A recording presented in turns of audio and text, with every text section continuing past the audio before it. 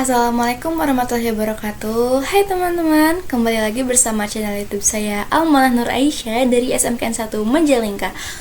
Pada video presentasi kali ini saya akan menanjak pada bab 13, yaitu failover and load balance. Outline yang akan saya bahas yaitu yang pertama ada konsep failover and load balance, yang kedua ada setting topologi, ketiga studi kasus, dan yang terakhir ada konfigurasi transroute. Yang pertama, materi yang akan saya bahas adalah konsepnya. Failover and load, dua konsep ini termasuk pada fitur yang bisa dijalankan pada vendor mikrotik. Untuk konsep failover dan juga load balance, itu di deskripsinya sama-sama metode yang digunakan ketika kita memiliki dua jalur ke internet. Jadi, misal kita gambarkan pada topologi yang tersedia di sini, teman-teman bisa melihatnya di samping kanan. Terdapat satu router yang memiliki dua jalur ke internet. Ke satu di ISP yang pertama dan yang kedua di ISP yang kedua. Artinya dari semua perangkat klien ini yang terhubung ke router kita, maka memiliki dua jalur ke internet. Bisa menggunakan ISP1 dan ISP2. Nah, kalau misalkan kita sudah memiliki jalur seperti ini, maka ada konsep yang kita terapkan, yaitu failover and load balance. Terkait failover, nanti gambarnya ada satu ISP yang aktif dan satunya disable atau menjadi backup. Jadi dari semua klien akan dilewatkan pada satu ISP saja. Kalau ISP yang pertama down, maka ISP kedua akan aktif sebagai backupnya. Kalau load balance, nantinya kedua ISP tersebut akan aktif dan bersamaan. Nah, yang kedua saya akan membahas tentang setting topologi. Caranya yaitu siapkan topologi, yaitu ada NAT, router ISP1 dan router ISP2.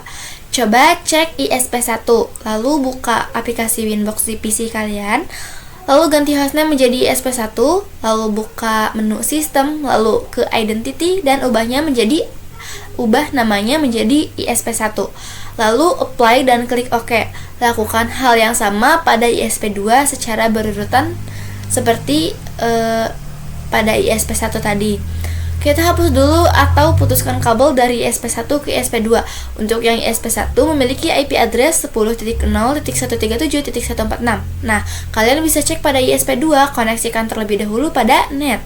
Yang pertama, pergi kepada terminal ISP2. Untuk loginnya yaitu admin, passwordnya kosongkan saja, lalu ketik N, lalu CTRL plus C, lalu ketik IP address free, nanti akan ada IP address dan IP gateway-nya. Nanti kalian kasih note agar tidak lupa IP address-nya. Lalu masukkan ke Winbox. Setelah berhasil, kita coba tambahkan router mikrotik lagi yang bertindak sebagai customer. Nah, ganti goalsnya mikrotik yang bertindak sebagai customer ini memiliki dua jalur ke internet, bisa menggunakan ISP1 dan ISP2. Lalu router mikrotiknya dihubungkan ke ISP1 dan ISP2. Lalu nyalakan mikrotiknya. Setelah itu kita coba cek router customernya memiliki IP address berapa. Pastikan router customer ini bisa terhubung ke ISP1 dan ISP2. Caranya login menggunakan admin, lalu passwordnya kosongkan saja, ketik N lalu CTRL plus C, lalu ketik IP address dan print. Misal masih kosong, berarti langkah yang bisa dilakukan yaitu setting IP address pada Ether 2 pada ISP1 dan Ether 2 pada ISP2, yaitu berfungsi sebagai gateway untuk router mikrotik. Langsung setting saja pada Winbox ISP1. Lalu yang pertama buka Winbox yang sudah terhubung pada ISP1, lalu ke IP dan cari yang namanya addresses. Lalu pilih Ether 2, lalu IP-nya misal 192.168.1.1/24. Kalian bebas mau berapa saja, jadi tergantung kita ya teman-teman.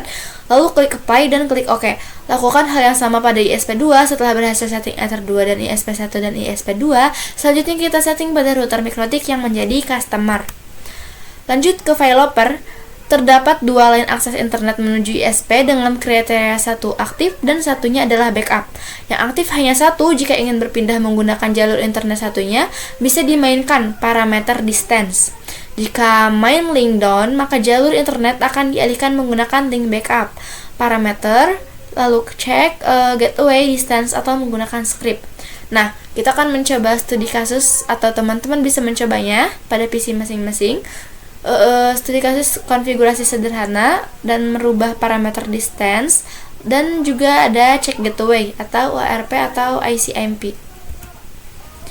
Nah, Untuk studi kasus pertama, konfigurasi sederhana yang aktif adalah ISP1. Saya akan coba mengganti parameter ISP1 sehingga lebih besar dan artinya nanti yang akan digunakan adalah ISP2. Kita coba gedekan distansinya, misal ISP1 distansinya 10. Maka jalur internet akan berpindah langsung ke ISP2. Nah, itulah cara memainkan failover.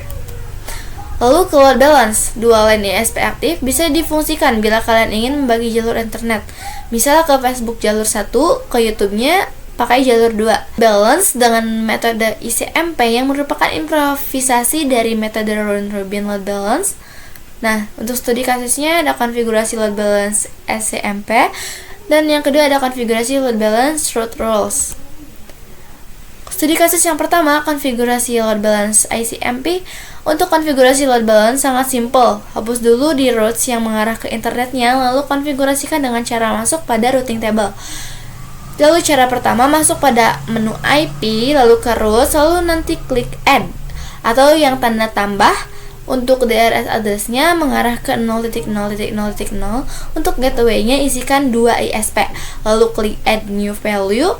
Nanti gateway-nya isikan IP dari ISP yang pertama, lalu di-apply dan klik OK. Maka nanti sudah terdapat informasi bahwasannya kita ke internet bisa menggunakan ISP1 dan ISP2. Nah, cara uji coba di PPC1 terlebih dahulu, klik 2 kali pada PPC1, lalu ketik IP DHCP, nanti kita akan mendapatkan IP address dan gateway-nya, berarti secara otomatis. Lalu ketik ping 8.8.8.8, ketika sudah berhasil bisa lakukan trans. Kira-kira PPC1 ke internet menggunakan ISP yang mana nih? Ketik trans 8.8.8.8, bisa dilihat bahwasannya PPC1 kalau mau ke internet dia pertama-tama melewatkan interface bridge router mikrotik terlebih dahulu, kemudian lewat ke ISP2, setelah itu baru bisa internetan. Lakukan hal yang sama pada PPC2 seperti halnya yang dilakukan pada PPC1 tadi. Lalu ke transroute, coba di PPC1, misal ingin ke Google, kira-kira menggunakan ISP yang mana? Yang pertama, ketik IP DNS 8.8.8.8, lalu show IP, lalu ping google.com, pastikan sudah berhasil, lalu kita coba cek misal PPC1 ingin ke Google, kira-kira menggunakan ISP yang mana? Ketik transgoogle.com, ternyata kalau ke Google dari PPC1, dia lewat interface bridge terlebih dahulu, baru menggunakan ISP1.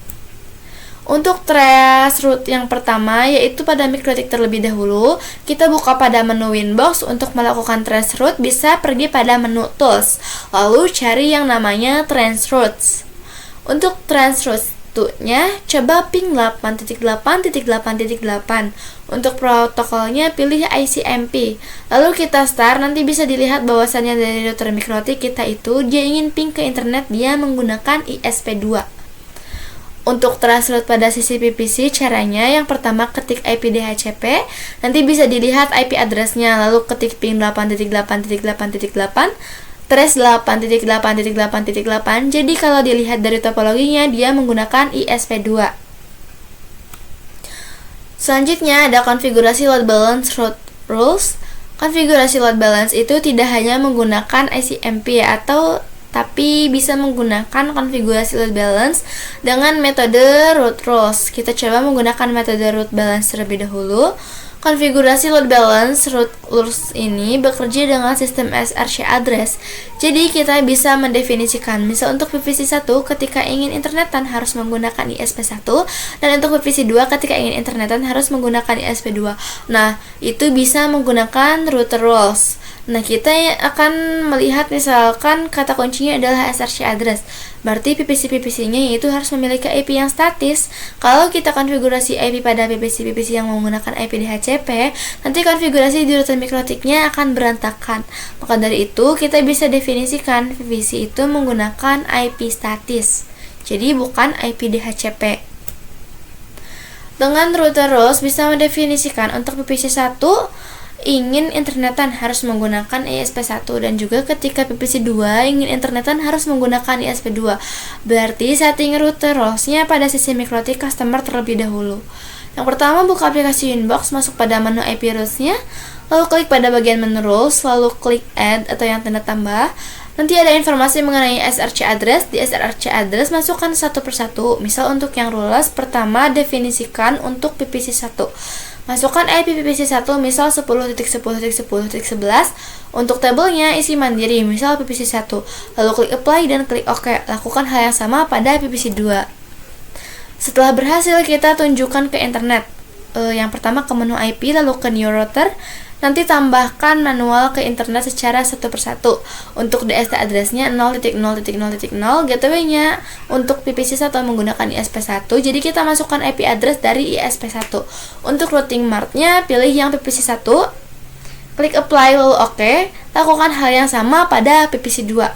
Nanti akan terlihat dua default route yang mengarah ke internet dengan dua jalur ISP yang dua-duanya aktif. Sudah berada pada penghujung materi. Kurang lebihnya mohon maaf apabila ada kesalahan. Sampai jumpa di video berikutnya. Wassalamualaikum warahmatullahi wabarakatuh. Bye bye.